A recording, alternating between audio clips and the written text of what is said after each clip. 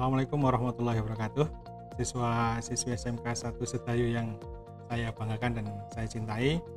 Berbahagia sekali kita bisa berjumpa pada kegiatan pengenalan siswa baru di lingkungan sekolah melalui daring.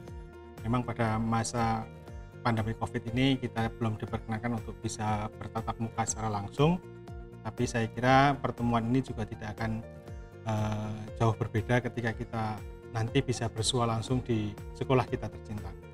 Siswa-siswi sekalian, saya akan menyampaikan beberapa hal terkait kurikulum yang berlaku yang kita gunakan di SMK Negeri 1 Sedayu dan juga peraturan akademik yang nanti akan siswa lakukan selama belajar di SMK Negeri 1 Sedayu.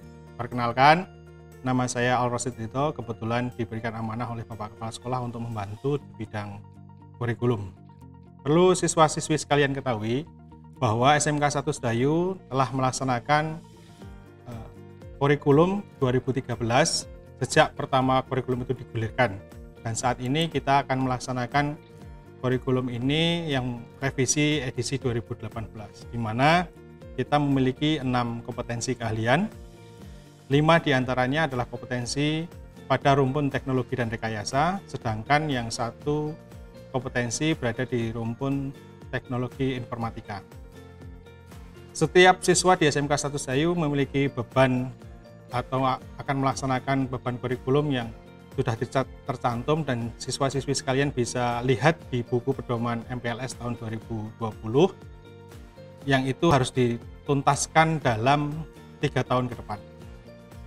Jadi yang perlu diperhatikan oleh siswa-siswi sekalian, semua materi keterampilan yang diberikan oleh Bapak Ibu Guru nanti semua berpangkal dari kurikulum yang sudah ditetapkan di sekolah kita. Untuk itu, semua kegiatan yang sudah ditentukan oleh sekolah untuk bisa diikuti secara baik oleh siswa-siswi sekalian. Hanya saja di masa pandemi ini kondisinya menjadi agak berubah. Tidak semua kemudian bisa kita lakukan secara normal seperti kegiatan-kegiatan sebelumnya. Untuk itu, SMK 1 Sedayu juga sudah melaksanakan penyesuaian terhadap kurikulum, di mana beberapa kegiatan yang tidak bisa dilaksanakan secara langsung di sekolah bisa diikuti oleh siswa-siswi sekalian melalui kegiatan pembelajaran daring. Insya Allah nanti untuk siswa kelas 10 juga akan melaksanakan pembelajaran daring seperti hanya kelas siswa kelas 11 dan siswa kelas 12 yang sudah memulainya terlebih dahulu di semester yang lalu. Pun demikian, saya tentu meyakini bahwa siswa-siswi sekalian juga pernah merasakan kegiatan pembelajaran daring atau kegiatan evaluasi daring yang dilaksanakan di SMP terdahulu. Jadi yang pertama perlu disiapkan oleh siswa adalah siswa memiliki akses terhadap gawai dan memiliki kecukupan paket data sehingga bisa mengakses kegiatan pembelajaran daring ini. Kalau misalnya siswa-siswi sekalian mengalami kesulitan, mohon untuk bisa disampaikan kepada kami di sekolah, kepada Bapak Kepala Sekolah melalui kami untuk kemudian bisa kita sikapi dan kita bantu solusinya sehingga siswa tetap dapat melaksanakan pembelajaran dengan baik. Siswa-siswi sekalian, pembelajaran nanti di masa pandemi ini akan kita terapkan sesuai dengan instruksi dan kebijakan yang telah diberikan oleh Dinas Pendidikan Provinsi DIY dan juga yang sudah ditetapkan oleh sekolah. Untuk Juli ini semua dimulai dari tanggal 13 mulai MPLS ini, kemudian nanti setelah MPLS berjalan selesai, kita akan melanjutkan dengan pembelajaran daring yang nanti akan dikoordinasikan melalui wali kelas, kemudian kita akan menggunakan fasilitas Google Classroom sehingga siswa-siswi sekalian bisa berkomunikasi, bisa bertukar pikiran dan belajar bersama melalui kelas maya tersebut. Yang perlu kemudian siswa-siswi semuanya siapkan adalah bahwa kegiatan ini karena melalui daring agar setiap tahapan dan jadwal yang sudah ditetapkan oleh sekolah bisa diikuti secara seksama. Di kurikulum ini ada kemungkinan nanti di mapel yang kelompok C, kelompok praktek, kita akan menggunakan pembelajaran tatap muka terbatas berbasiskan proyek, sehingga keterampilan inti yang mana siswa harus berlatih menggunakan peralatan yang tidak bisa disediakan atau tersedia di lingkungan rumah tinggal, maka nanti ketika kebijakan dari pemerintah dan Dinas Pendidikan Provinsi Daerah Istimewa Yogyakarta telah mengizinkan siswa untuk kemudian menjalankan praktek di sekolah, maka nanti kita akan menyampaikan jadwal tersebut kepada Bapak Ibu wali murid dan siswa-siswi sekalian untuk kemudian bisa melaksanakan praktek di sekolah secara terbatas sesuai dengan kapasitas alat yang ada dan proyek yang disiapkan oleh Bapak Ibu guru pengampu. Siswa-siswi sekalian, dalam pelaksanaannya nanti hal-hal yang perlu diperhatikan oleh siswa-siswi sekalian adalah terkait dengan pedoman akademik, di mana yang setelah disampaikan di awal tadi, salah satunya yang perlu diperhatikan adalah program pembelajaran yang bersifat daring maupun luring terkait dengan praktek, kemudian kehadiran siswa. Pada kondisi normal, semua siswa hadir di sekolah mulai pukul 7 pagi, sudah memasuki kelas, hingga pukul 15.30 atau jam ke-10. Dan itu dibuktikan kehadiran dengan melakukan fingerprint yang berada di lingkungan SMK 1 Sedayu. Adapun kegiatan pembelajaran daring, nanti siswa akan melaksanakan kegiatan pembelajaran daring melalui kelas maya, yang kemudian beban belajar setiap harinya akan kita batasi menjadi antara 3 sampai 4 mata pelajaran per hari. Mohon ini kemudian nanti bisa diikuti karena keaktifan siswa dalam pembelajaran daring itu bagian dari proses penilaian kehadiran siswa terhadap pembelajaran yang dilakukan. Yang kedua, kalau dalam kondisi normal, kehadiran peserta itu minimal adalah 80% dari seluruh proses pembelajaran tatap muka. Sementara ketidakhadiran siswa itu ada pembobotan yang kita batasi ketika 20% tidak dapat mengikuti, atau kalau kita konfirmasi menjadi hari, itu kurang lebih menjadi 11 hari siswa itu tidak boleh alfa. Artinya kalau siswa tidak hadir tanpa keterangan lebih dari 11 kali, maka itu dianggap tidak memenuhi batas minimal kehadiran. Jadi 11 hari tadi adalah akumulatif dari semester 1 dan semester 2. Yang kedua, ketentuan tentang pembelajaran ini juga melingkup sanksi.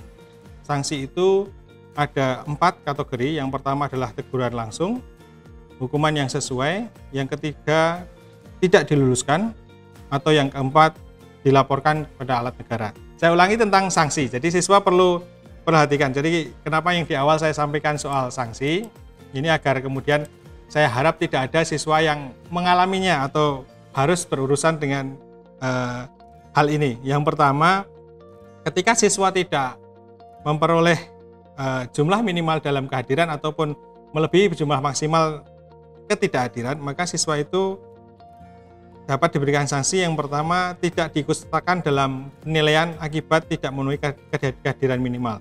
Yang kedua, siswa tidak mengikuti proses penilaian secara lengkap dan tidak diperkenakan mengikuti PTS, PAS maupun ujian sekolah. Yang ketiga, siswa yang terlambat hingga 20% dari akumulatif kehadiran tidak diperkenankan untuk mengikuti proses penilaian untuk ujian yang dilaksanakan di sekolah. Yang keempat, siswa yang kehadirannya kurang dari 80% dan kehadiran total tidak diperkenankan untuk mengikuti ujian yang diselenggarakan oleh sekolah. Yang kelima, ketentuan mengenai sanksi ketidakhadiran dan keterlambatan siswa diatur dalam tata tertib siswa.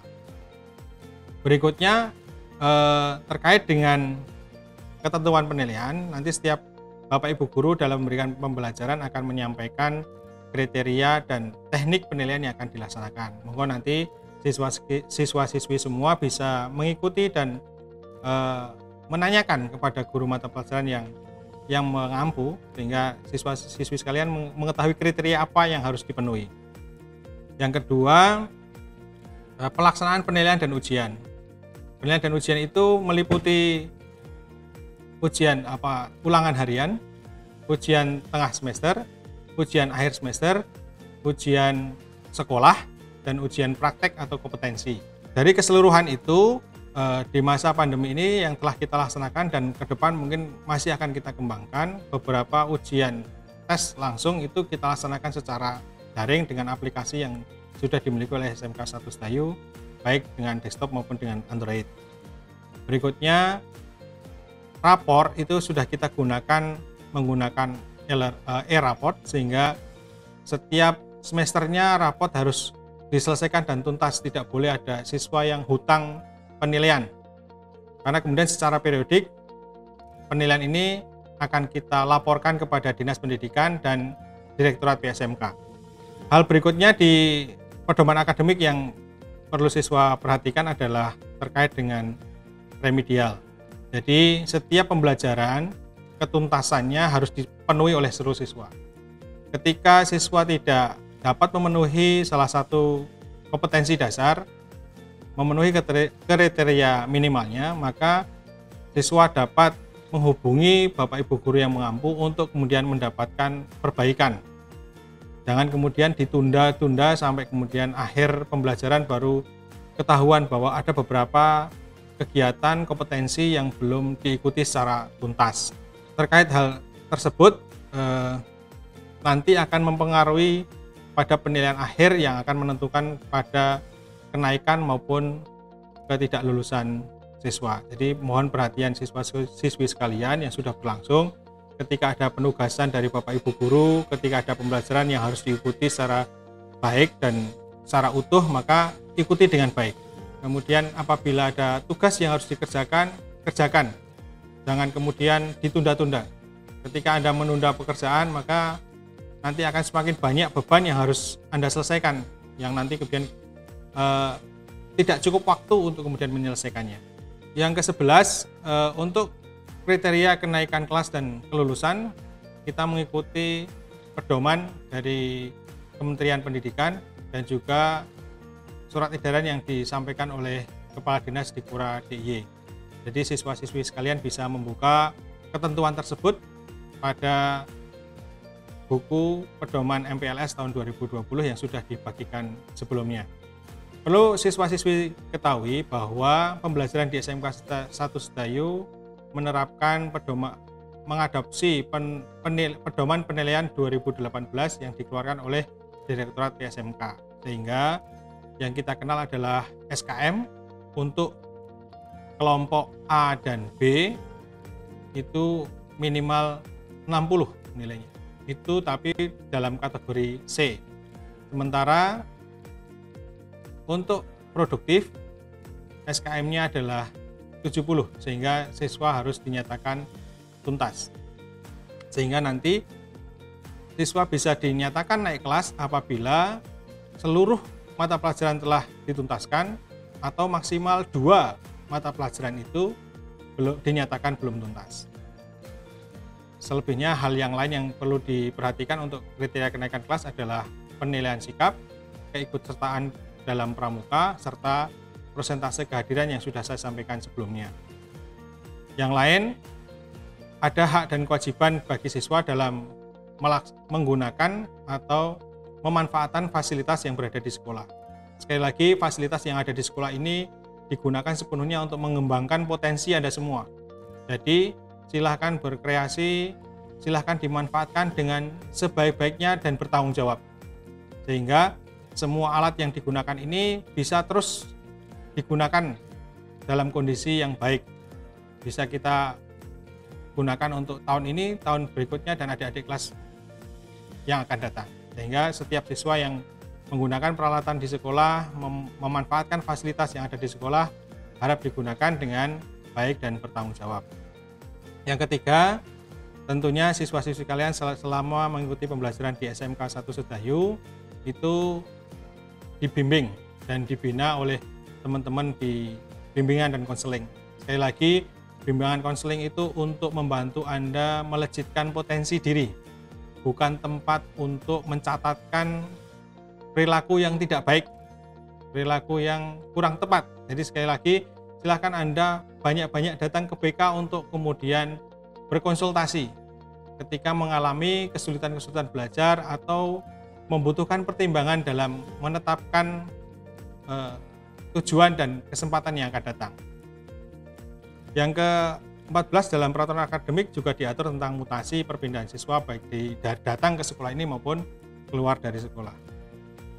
Intinya kurikulum yang kita gunakan dan peraturan akademik ini kita susun adalah untuk bersama-sama kita membangun mimpi yang sama.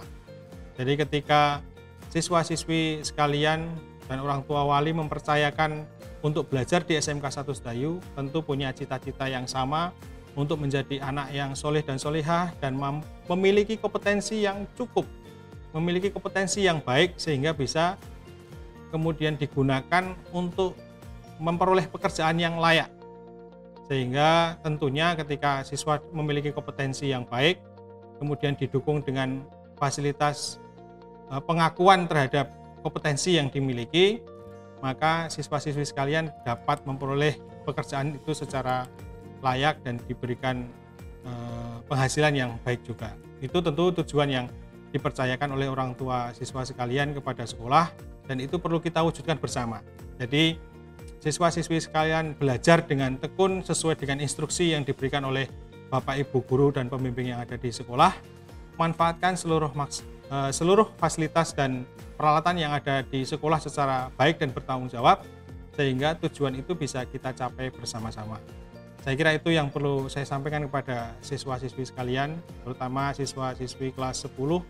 Sekali lagi, meskipun di akhir ini saya sampaikan selamat datang, selamat bergabung dengan SMK 1 Sedayu. Di sini kita bersama-sama membangun mimpi dan masa depan yang jauh lebih baik daripada kondisi yang ada saat ini. Terima kasih. Bila banyak salah kata, saya mohon maaf. Bila taufik wal hidayah, wassalamualaikum warahmatullahi wabarakatuh.